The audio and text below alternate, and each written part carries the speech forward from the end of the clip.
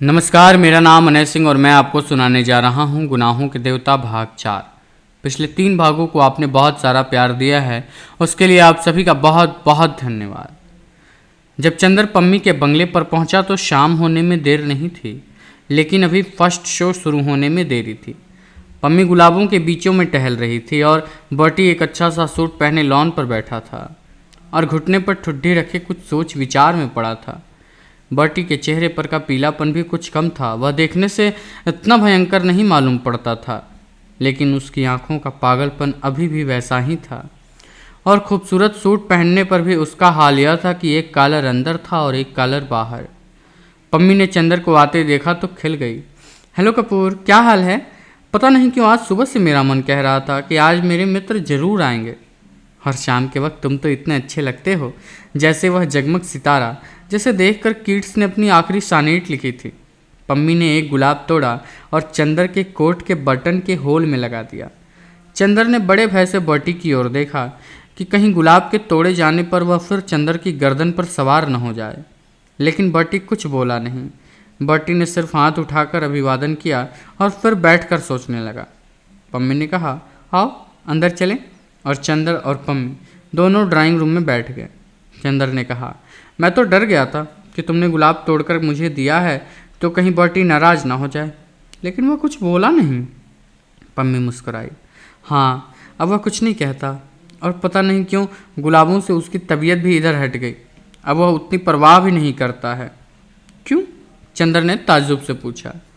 पता नहीं क्यों, मेरी तो समझ में यह आता है कि उसका जितना विश्वास अपनी पत्नी पर था वह धीरे धीरे हट गया है इधर, और यह विश्वास करने लगा है कि वह सार्जेंट को प्यार करती थी, इसलिए उसने फूलों को प्यार करना छोड़ दिया। अच्छा, लेकिन यह हुआ कैसे? उसने तो अपने मन में इतना गहरा विश्वास जमा रखा था कि मैं समझता था कि मरते दम तक उसका पागलपन न छूटेगा। चंदर ने कहा। नहीं, बात यह हुई है कि तुम्हारे जाने के 2-3 दिन बाद मैंने एक दिन सोचा कि मान लिया जाए कि अगर मेरे और बर्टी के विचारों में मतभेद है तो इसका मतलब यह नहीं है कि मैं उसके गुलाब चुराकर उसे मानसिक पीड़ा पहुंचाऊं और उसका पागलपन और बढ़ाऊं। बुद्धि और तर्क के अलावा भावना और सहानुभूति का भी एक महत्व मुझे लगा, और मैंने फूल चुराना छोड़ दिया। 2-3 दिन वह बेहद खुश रहा। मुझे भी खुश देखकर उसे बड़ा संतोष हुआ कि शायद अब बर्टी ठीक हो जाए, लेकिन तीसरे दिन सहसा उसने अपना खुरपा फेंक दिया और कई गुलाब के पौधों को उखाड़कर फेंक दिया और मुझसे बोला कि अब तो कोई फूल भी नहीं चुराता। अब भी वह इन फूलों में नहीं मिलती।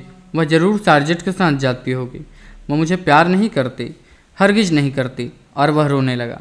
बस उसी दिन से वह गुलाबों के पास नहीं जाता और आजकल बहुत अच्छे अच्छे सूट पहनकर घूमता है और कहता है, क्या मैं सार्जेंट से कम सुंदर हूँ? और इधर वह बिल्कुल पागल हो गया है, पता नहीं किससे अपने आप लड़ते रहता है। चंदर ने ताज्जुब में सिर हिलाया। हाँ, मुझे बड़ा दुख हुआ, पम्मी बोली। मैंने तो हमदर्दी की कि फूल चुराने बंद कर दिए, और उसका नतीजा यह हुआ। पता नहीं क्यों कपूर, मुझे लगता है कि हमदर्दी करना इस दुनिया में सबसे बड़ा पाप है। आदमी से हमदर्दी कभी नहीं करनी चाहिए। चंदर ने सहसा अपनी घड़ी देखी। क्यों, अभी तुम नहीं जा सकते? बैठो और बातें सुनो, इसलिए मैंने तुम्हें दोस्त बनाया है। आज 2-3 साल हो गए मैंने कभी किसी से इतनी बातें नहीं की, और तुमसे इसलिए मैंने मित्रता की है कि बातें करूँगी। चंदर हंसा। आपने मेरा अच्छा उपयोग ढूंढ निकाला। नहीं, उपयोग नहीं कपूर, तुम मुझे गलत ना समझना। ज़िंदगी ने मुझे इतनी बातें बताई हैं, और यह किताबें जो मैं इधर पढ़ने लगी हूँ, इन्होंने मुझे इतनी बातें बताई हैं कि तुम्हें बैठकर सुननी होंगी सभी बातें। हाँ, मैं तैयार हूँ, लेकिन किताबें पढ़नी कब शुरू कर दी तुमने? चंदर ने ताज्जुब से पूछा। अभी उस दिन मैं डॉक्टर शुक्ला के यहाँ गई। उनकी लड़की से मालूम हुआ कि तुम्हें कविता पसंद है। मैंने सोचा कि उसी पर बातें करूं, और मैंने कविताएं पढ़नी शुरू कर दी। अच्छा, तो देखता हूँ कि 2-3 हफ्ते में भाई और बहन दोनों में कुछ परिवर्तन आ गए। पम्मी कुछ बोली नहीं, हंसती। मैं सोचता हूँ पम्मी कि आज सिनेमा देखने जाऊँ। कार है साथ में, अभी 15 मिनट बाकी है। चाहो तो चलो। सिनेमा? आज 4 साल से मैं कहीं नहीं गई हूँ। सिनेमा, हौजी, बाल डांस, सभी जगह जाना बंद कर दिया है मैंने। मेरा दम घुटेगा हॉल के अंदर। लेकिन चलो देखें, अभी भी कितने ही लोग वैसे ही खुशी से सिनेमा देखते होंगे। एक गहरी सांस लेकर पम्मी बोली। बर्टी को लेके चलोगे? हाँ हाँ, तो चलो उठो, फिर देर हो जाएगी। चंदर ने घड़ी देखते हुए कहा। पम्मी फौरन अंदर के कमरे में गई और एक जारजेट का हल्का भूरा गाउन पहन कर आई। इस रंग से वह जैसे निखर आई हो। चंदर ने उसकी ओर देखा तो वह लजा गई और बोली, इस तरह से मत देखो, मैं जानती हूँ कि यह मेरा सबसे अच्छा गाउन है, इसमें कुछ अच्छी लगती होंगी, चलो। और आकर उसने बेतकल्लुफ़ी से उसके कंधे पर हाथ रख दिया। दोनों बाहर आए तो बर्टी लॉन पर घूम रहा था। उसके पैर लड़खड़ा रहे थे, लेकिन वह बड़ी शान से सीना ताने था। बर्टी, आज मिस्टर कपूर मुझे सिनेमा दिखलाने ले जा रहे हैं, तुम भी चलोगे? बर्टी ने सिर हिलाकर जोर से कहा, सिनेमा जाऊंगा? कभी नहीं, भूल कर भी नहीं। तुमने मुझे क्या समझा है, मैं सिनेमा जाऊंगा? धीरे धीरे उसका स्वर मंद पड़ गया। अगर सिनेमा में वह सार्जेंट के साथ मिल गई तो मैं उसका गला घोट दूंगा। अपने गले को दबाते हुए बर्टी बोला और इतनी जोर से दबा दिया अपना गला कि आंखें लाल हो गईं और खांसने लगा। खांसी बंद हुई तो बोला, वह मुझे प्यार नहीं करती, वह सार्जेंट को प्यार करती है और वह उसी के साथ घूमती है। अगर वह मिल जाएगी सिनेमा में तो मैं उसकी हत्या कर डालूंगा, तो पुलिस आएगी और खेल खत्म। तो तुम जानते हो मिस्टर कपूर, मैं उससे कितना नफरत करता हूँ। और लेकिन नहीं, कौन जानता है, मैं नफरत करता हूँ और वह मुझे कुछ समझ में नहीं आता, मैं पागल हूँ, उफ। और वह सिर थाम कर बैठ गया। पम्मी ने चंदर का हाथ पकड़कर कहा, चलो, यहाँ रहने से उसका दिमाग और ख़राब होगा, आओ। दोनों जाकर कार में बैठ गए। चंदर खुद ही ड्राइव कर रहा था। पम्मी बोली, बहुत दिन से मैंने कार ड्राइव नहीं की है, लाओ आज ड्राइव करूं। पम्मी ने स्टीयरिंग अपने हाथ में ले ली और चंदर इधर बैठ गया। थोड़ी देर में कार रिजेंट के सामने जा पहुंची। चित्र था सिलामी हेयर शी डांस्ड, सिलामी जहां वह नाची थी। चंदर ने टिकट लिया और दोनों ऊपर बैठ गए। अभी न्यूज रील चल रही थी। सहसा पम्मी ने कहा, कपूर, सिलामी की कहानी मालूम है ना? क्या यह कोई उपन्यास है? चंदर ने पूछा। नहीं, यह एक बाइबल की कहानी है। असल में एक राजा था हैराद, उसने अपने भाई को मारकर उसकी पत्नी से अपनी शादी कर ली थी। उसकी भतीजी थी सिलामी, जो बहुत सुंदर थी और बहुत अच्छा नाचती थी। हैराद उस पर मुग्ध था, लेकिन सिलामी एक पैगंबर पर मुग्ध थी। पैगंबर ने सिलामी के प्रणय को ठुकरा दिया।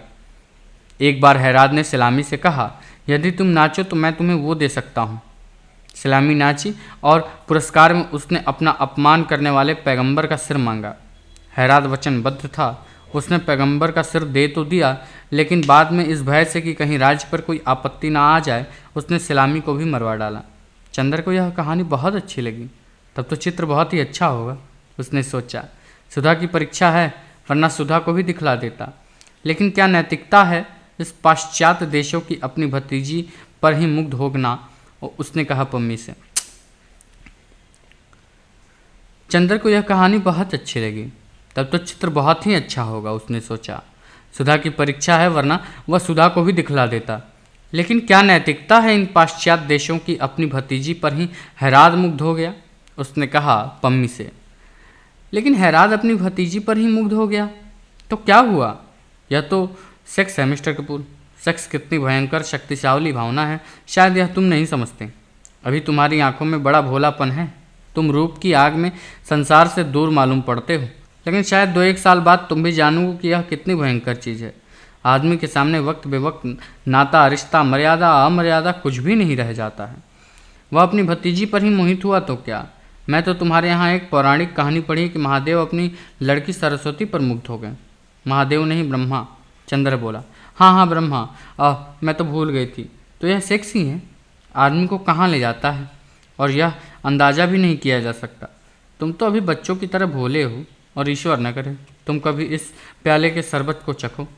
मैं भी तो तुम्हारी इस पवित्रता को प्यार करती हूँ। पम्मी ने चंद्र की ओर देखकर कहा, तुम जानते हो मैंने तलाक क्यों दिया?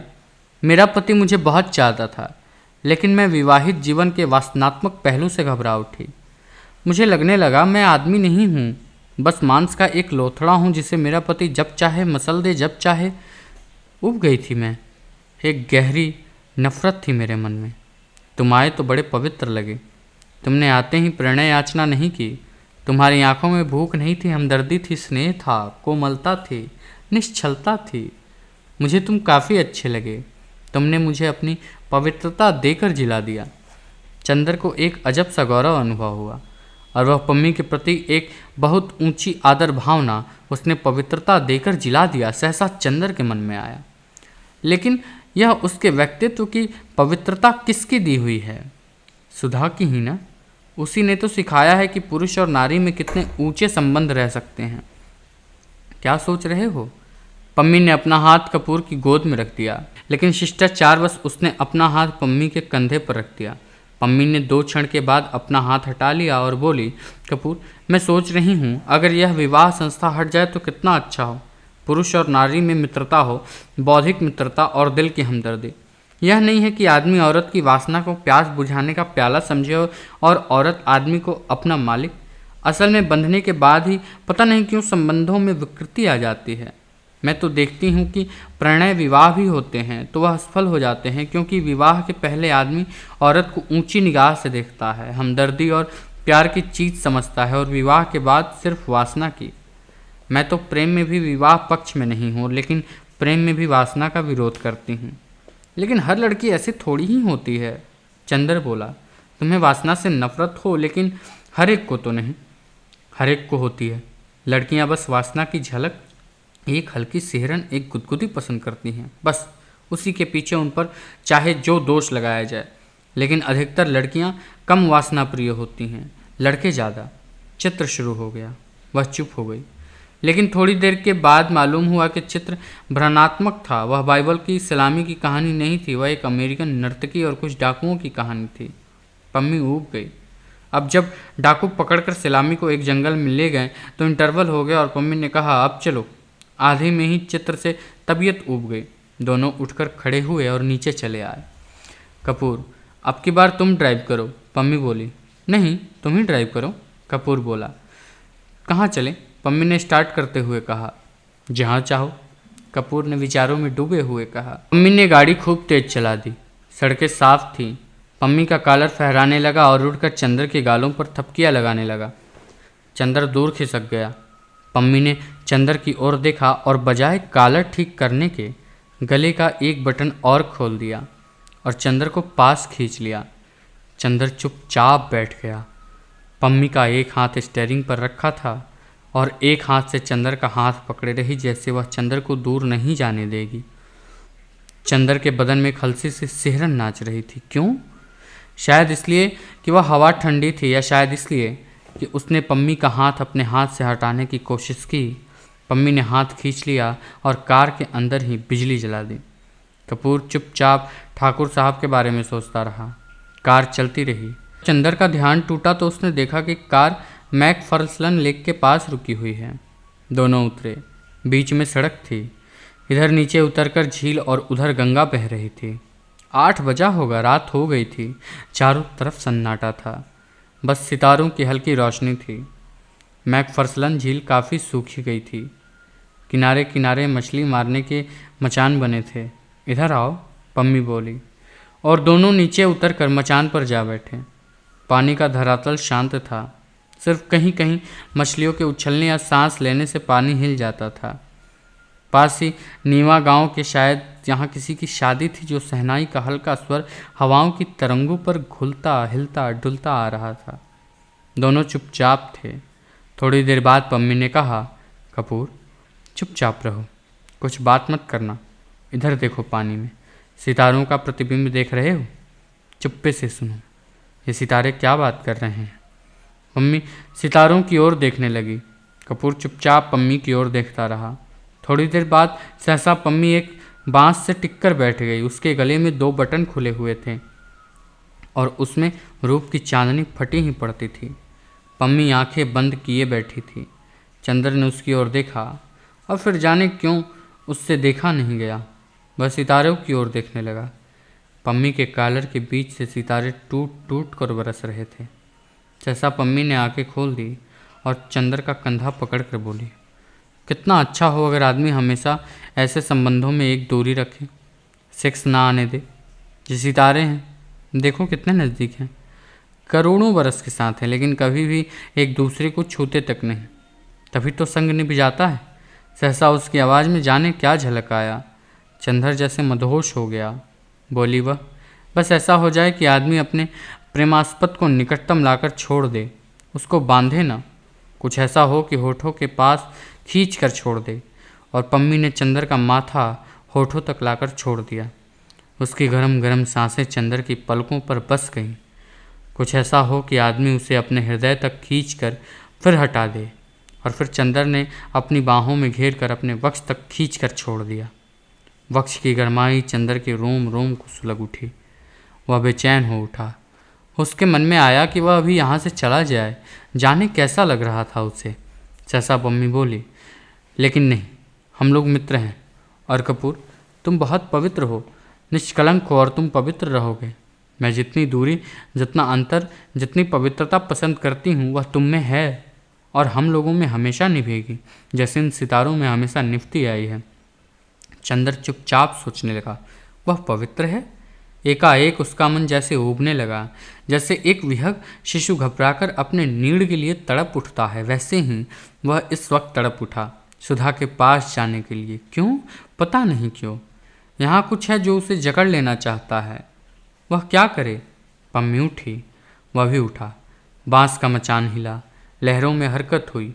करोड़ों साल से अलग और पवित्र सितारे हिले, आपस में टकराए और चूर चूर होकर बिखर गए। रात भर चंद्र को ठीक से नींद नहीं आई। अभी गर्मी काफ़ी पड़ने लगी थी।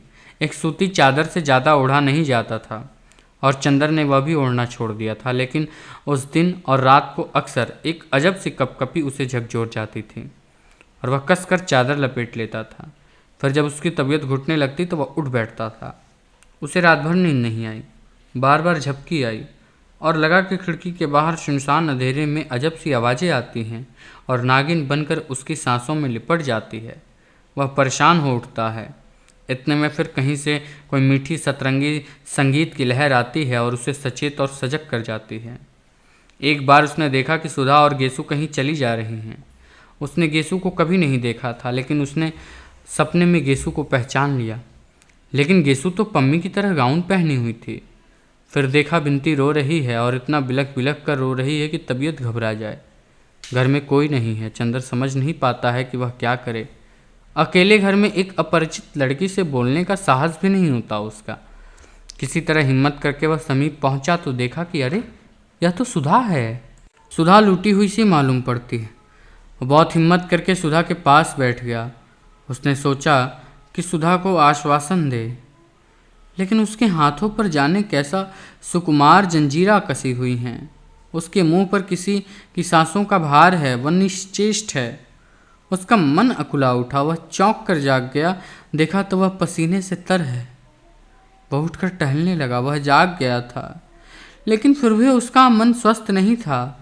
कमरे में ही टहलते टहलते वह फिर लेट गया, जैसे सामने की खुली खिड़की सैकड़ों तारे टूट टूट कर भयानक तेजी से आ रहे हैं और उसके माथे से टकरा टकरा कर चूर हो जाते हैं। एक मर्मांतक पीड़ा उसकी नसों में खोल उठी, और लगा जैसे उसके अंग अंग में चिताएं धधक रहीं। जैसे तैसे रात कटी, और सुबह उठते ही वह यूनिवर्सिटी जाने से पहले सुधा के यहाँ गया। सुधा लेटी हुई पढ़ रही थी। डॉक्टर शुक्ला पूजा कर रहे थे। बुआ जी शायद रात को ही चली गई थी, क्योंकि बिनती बैठी तरकारी काट रही थी और खुश नजर आ रही थी। उसने आते ही चंदर सुधा के कमरे में गया। देखते ही सुधा मुस्कुरा पड़ी। बोली कुछ नहीं, लेकिन आते ही उसने चंदर के अंग अंग को अपनी निगाहों के स्वागत में समेट लिया। चंदर सुधा के पैरों के पास बैठ गया। कल रात को तुम कार लेकर वापस आए तो चुप्पे से चले गए? सुधा बोली। कहो, कल कौन सा खेल देखा? कल बहुत बड़ा खेल देखा है, बहुत बड़ा खेल सुधी। चंदर व्याकुलता से बोला। अरे, जाने कैसा मन हो गया है कि रात भर नींद ही नहीं आई। और उसके बाद चंदर सब बता गया। कैसे वह सिनेमा गया, उसने पम्मी से क्या बात की, उसके बाद कैसे कार पर उसने चंदर को पास खींच लिया, कैसे वे लोग मैकफर्सन झील के पास गए, वहाँ पम्मी पागल हो गई, फिर कैसे चंदर एकदम सुधी की याद आने लगी, और फिर रात भर चंदर को कैसे कैसे सपने आए। सुधा बहुत गंभीर होकर मुंह में पेंसिल दबाए कहनू टेक बस चुपचाप सुनती रही, और अंत में बोली, तो तुम इतने परेशान क्यों हो चंदर? उसने तो अच्छी बात ही कही थी।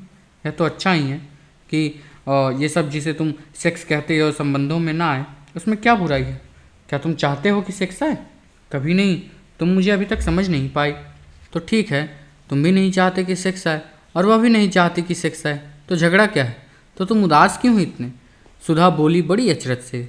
लेकिन उसका व्यवहार कैसा है? चंदर ने सुधा से कहा। ठीक तो है, उसने बता दिया तुम्हें कि इतना अंतर होना चाहिए, समझ गए? तुम लालची आदमी, चाहते होगे यह भी अंतर न रहे, इसलिए तुम उदास हो गए। छी! होठों में मुस्कुराहट और आंखों में शरारत झलक छिपाते हुए सुधा बोली। तुम तो मजाक करने लगी, चंदर बोला। सुधा सिर्फ चंदर की ओर देखकर मुस्कुराती रही।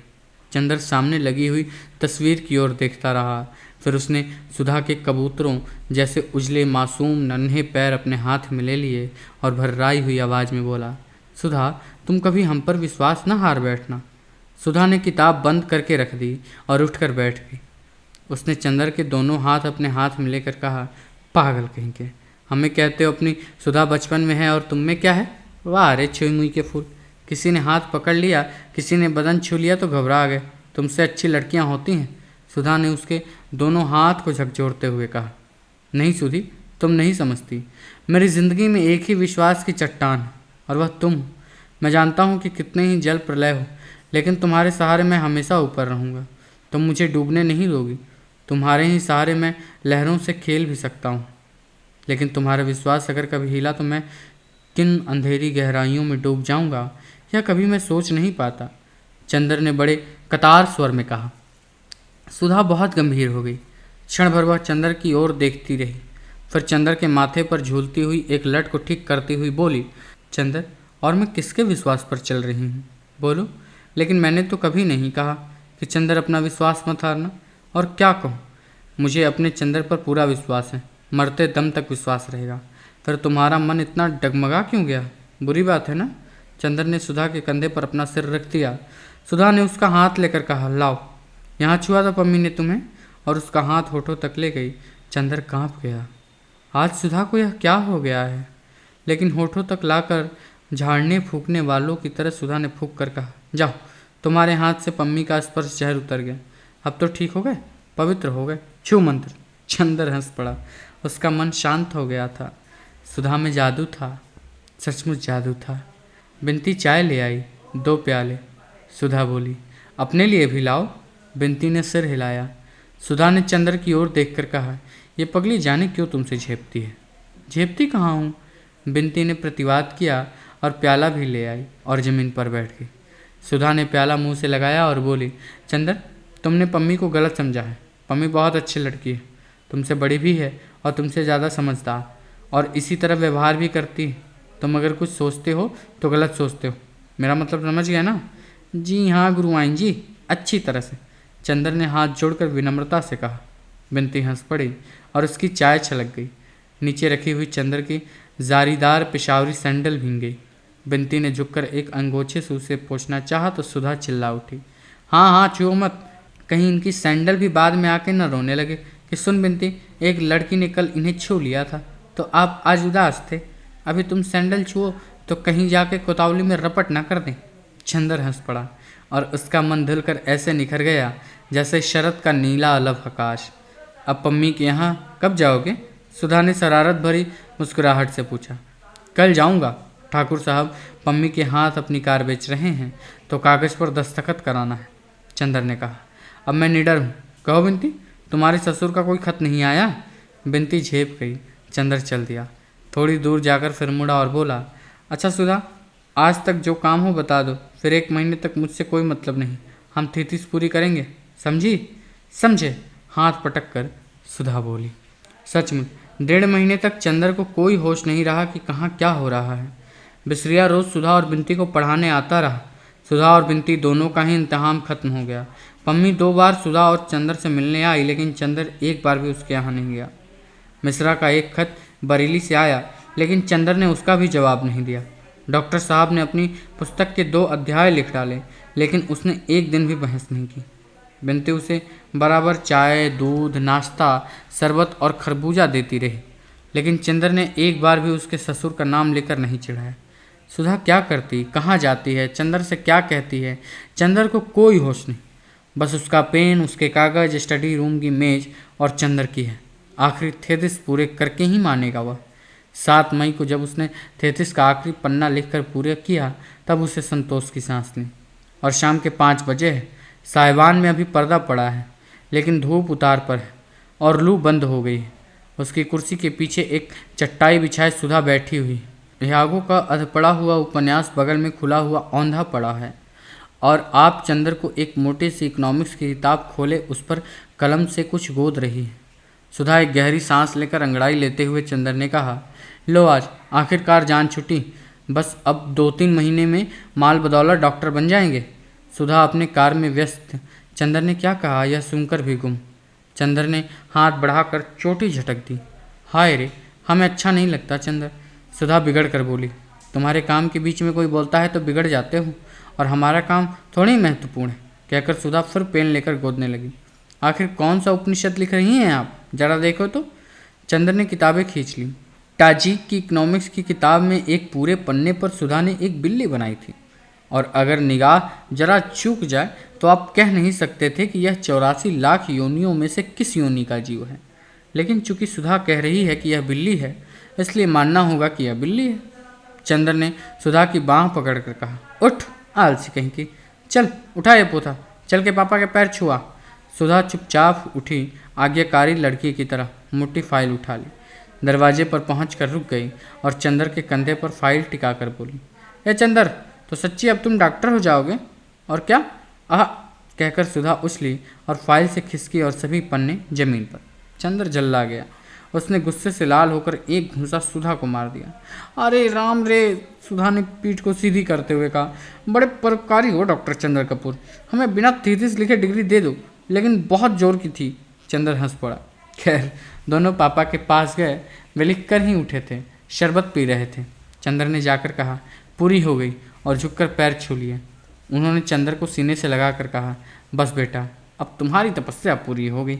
अब जुलाई से यूनिवर्सिटी में ज़रूर आ जाएंगे तुम। सुधा ने पोथा कोंच कर रख दिया और अपने पैर बढ़ाकर खड़ी हुई। ये क्या? पापा ने पूछा। हमारे पैर नहीं छुएंगे क्या? सुधा ने गंभीरता से कहा। चल पगली, बहुत बदतमीज होती जा रही है, पापा ने कृत्रिम गुस्से से कहा। चंदर, बहुत सिर चढ़ी हो गई है, जरा दबा कर रखा करो, तुमसे छोटी है कि नहीं? अच्छा पापा, आज मिठाई मिलनी चाहिए, सुधा बोली। चंदर ने थीसिस खत्म की है? जरूर जरूर बेटी, डॉक्टर शुक्ला ने जेब से 10 का नोट निकाल कर दे दिया। जाओ मिठाई मंगवा कर खा लो तुम लोग। सुधा हाथ में नोट लिए उछलती हुई स्टडी रूम में आई और पीछे पीछे चंदर। सुधा रुक गई और अपने मन में हिसाब लगाते हुई बोली, 10 रुपये पौंड ऊन, 1 पौंड में 8 लच्छी, 6 लच्छी में 1 साल, बाकी बची 2 लच्छी, 2 लच्छी में 1 स्वेटर, बस एक बिनती की स्वेटर, एक हमारा शॉल। चंदर का माथा ठनका। अब मिठाई की उम्मीद नहीं थी, फिर भी कोशिश करनी चाहिए। सुधा, अभी से साल क्या करोगी? अभी तो बहुत गर्मी है। चंदर बोला, अब की जाड़े में तुम्हारा ब्याह होगा तो आखिर हम लोग नई नई चीज़ का इंतजाम करें ना। अब डॉक्टर हुए, अब डॉक्टर नहीं आएंगी, सुधा बोली। खैर, बहुत मनाने बहलाने फुसलाने पर सुधा मिठाई मंगवाने को राजी हुई। जब नौकर मिठाई लेने चला गया तो चंदर ने चारों ओर देखकर पूछा, कहाँ गई बिनती? उसे भी बुलाओ कि अकेले अकेले खा लेगी? वह पढ़ रही है मास्टर साहब से। क्यों? इम्तिहान तो खत्म हो गया है, अब क्या पढ़ रही है? चंदर ने पूछा। विदुषी का दूसरा खंड तो देख ही रहे हो ना सितंबर में, सुधा बोली। अच्छा, बुलाओ बुसरिया को भी, चंदर बोला। अच्छा, मिठाई आ जाने दो, सुधा ने कहा और फाइल की ओर देखकर कहा, मुझे इस कमबख्त पर बहुत गुस्सा आ रहा है। क्यों?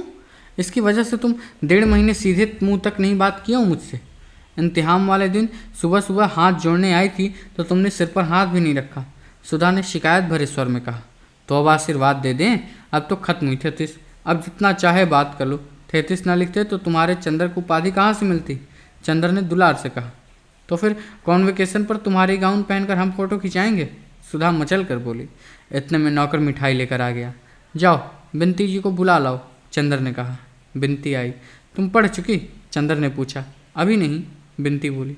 अच्छा, अब आज पढ़ाई बंद करो, उन्हें भी बुला लाओ, मिठाई खाई जाए। अच्छा, कहकर बिनती जो मुड़ी तो सुधा बोली, अरे लालचीन, ये तो पूछ ले कि मिठाई काहे की है? मुझे मालूम है, बिनती मुस्कुराती हुई बोली। उनके यहाँ आज गए होंगे, पम्मी के यहाँ, फिर आज कुछ उस दिन जैसी बात हुई होगी। सुधा हंस पड़ी। चंदर झेप गया। बिनती चली गई बिसरिया को बुलाने। अब तो ये तुमसे बोलने लगी, सुधा ने कहा। हाँ, यह है बड़ी सुशील लड़की और बहुत शांत, हमें बहुत अच्छी लगती है। बोलना तो जैसे इसे आता ही नहीं। हाँ, लेकिन अब खूब सीख रही है। इसकी गुरु मिली है गेसु, हमसे भी ज़्यादा गेसु की पटने लगी है इसकी। दोनों ब्याह करने जा रही हैं और दोनों उसी की बातें करती हैं जब मिलती हैं तब, सुधा बोली। और कविता भी करती है, यह तुम एक बार कह रही थी। चंदर ने पूछा। नहीं जी, असल में एक बड़ी सुंदर सी नोटबुक थी, उसमें यह जाने क्या लिखते थे हमें नहीं दिखाती थी। बाद में हमने देखा कि एक डायरी है, उसमें धोबी का हिसाब लिखती थी, तो कविता नहीं लिखती। ताज्जुब है, वरना 16 बरस के बाद प्रेम करके कविता करना तो लड़कियों का फैशन हो गया है, उतना ही व्यापक जितना उल्टा पल्ला ओढ़ना। चंदर बोला, चला तुम्हारा नारी पुराण। सुधा बिगड़ी। मिठाई खाने वाले आए, आगे आगे बिनती, पीछे पीछे बिसरिया। अभिवादन के बाद बिसरिया बैठ गया। कहो बिसरिया, तुम्हारी शिष्या कैसी है? बस अद्वितीय।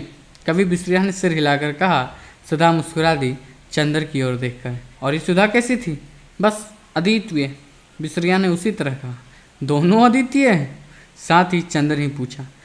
सुधा और बिनती दोनों हंसती। बिसरिया नहीं समझ पाया कि उसने कौन सी हंसने की बात की थी, और जब वह समझ नहीं पाया तो पहले सिर खुजलाने लगा और खुद भी हंस पड़ा। उसकी हंसी पर तीनों हंस पड़े। चंदर मास्टर साहब भी खूब हैं। एक दिन बिनती को महादेवी की कविता पढ़ा रहे थे, विरह का जलजात जीवन, तो पढ़ते पढ़ते बड़ी गहरी सांस भरने लगे। चंदर और बिनती दोनों हंस पड़े। बिसरिया पहले तो खुद हंसा, फिर बोला, हाँ भाई क्या करे कपूर, तुम तो जानते ही हो कि मैं बहुत भावुक हूँ, मुझे बर्दाश्त नहीं होता। एक बार तो ऐसा हुआ है कि पर्चे में एक करुण रस का गीत आ गया अर्थ लिखने को। मैं उसे पढ़ते ही इतना व्यथित हो गया कि उठकर टहलने लगा। प्रोफेसर समझे मैं दूसरे लड़कों की कॉपी देखने उठाऊं, तो उन्होंने निकाल दिया मुझे। निकाले जाने का अफसोस नहीं हुआ, लेकिन कविता को पढ़कर मुझे बहुत रुलाई आई। सुधा हंसी तो चंदर ने आँख के इशारे से मना किया और गंभीरता से बोला, हाँ भाई बिसरिया, सो तो हैं ही, तुम तो इतने भावुक ना हो तो अच्छा कैसे लिख सकते हो? तुमने तो पर्चा छोड़ दिया। हाँ, मैं पर्चे वगैरह का क्या करता, मेरे लिए इन सभी वस्तुओं का कोई अर्थ नहीं है। मैं भावना का उपासना करता हूँ। उस समय परीक्षा देने की भावना से ज़्यादा सबल उस कविता की करुण भावना थी। इसी तरह मैं कितनी बार फेल हो चुका हूँ। मेरे साथ वह पढ़ता था ना, हरिहर टंडन, अब वह बस्ती कॉलेज का प्रिंसिपल है। मेरा एक सहपाठी था, वह रेडियो प्रोग्राम का एग्जीक्यूटिव है। और एक तुम्हारा सहपाठी तो हमने सुना है कि असेंबली का स्पीकर भी है। चंदर बात काट कर बोला। सुधा फिर हंस पड़ी, बिनती भी हंस पड़ी। खैर, मिठाई का भोग प्रारंभ हुआ। बिसरिया कुछ तकल्लुफ़ कर रहा था तो बिनती बोली, खाइए, मिठाई तो विरह, रोग और भावुकता में बहुत स्वास्थ्यप्रद होती है। अच्छा, तो अब बिनती का कंठ फूट निकला है, अपने गुरुजी को बना रही है। चंद्र बोला। बिसरिया थोड़ी देर बाद चला गया। मुझे एक पार्टी में जाना है, उसने कहा। जब आखिर में एक रसगुल्ला बच रहा था तो बिनती ने हाथ लेकर कहा, कौन लेगा? आज पता नहीं क्यों बिनती खुश थी और बहुत बोल रही थी। चंदर बोला, हमें दो। सुधा बोली, हमें। बिनती ने एक बार चंदर की ओर देखा और एक बार सुधा की ओर। चंदर बोला, देखो बिनती, हमारी है या सुधा की है? बिनती ने झट रसगुल्ला सुधा के मुंह में रख दिया और सुधा के सिर पर सिर रखकर बोली, हम अपनी दीदी के हैं। सुधा ने आधा रसगुल्ला बिनती को दे दिया और बिनती चंदर को दिखलाकर खाते हुए सीधा से बोली, दीदी ये हमें बहुत बनाते हैं, अब हम भी तुम्हारी तरह बोलेंगे तो इनका दिमाग ठीक हो जाएगा। हम तुम दोनों मिलकर इनका दिमाग ठीक करेंगे। सुधा ने प्यार से बिनती को थपथपाते हुए कहा, अब हम तश्तरियाँ धोकर रख दें? और तश्तरियाँ उठाकर चल दी।